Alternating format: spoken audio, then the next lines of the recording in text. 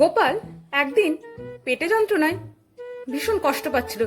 সে এক অসহ্য যন্ত্রণা, এতটাই যন্ত্রণা করছিল যে ও রাতসভায় শুয়ে ছটফট করতে লাগলো আর বলতে লাগলো, হে মা কালী, আর সহ্য করতে পারছি না, কমিয়ে দাও মা, আর সহ্য করতে পারছি না, ভীষণ যন্ত্রণা করছে পেটে, দোহাই মা আমার যন্ত্রণা কমিয়ে দাও।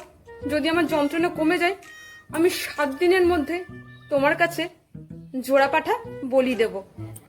তারপর গোপাল খোশ মেজাজে সবার সাথে গল্প করতে লাগলো। তো গল্প করতে করতে আবার গোপালের পেটের যন্ত্রণা শুরু হলো। সে আবারও শুয়ে পেটের যন্ত্রণায় ছটফট করতে লাগলো। সে মা কালীকে বলল, ও মা গো, আমি কি তোমায় জোড়া পাঠা বলি দিতাম না? মা গো, আমি তো তোমার সাথে উপহাস করছিলাম, তুমি সব বোঝো মা, আর এইটুকু বুঝলে না যে আমি তোমার সাথে উপহাস করছিলাম?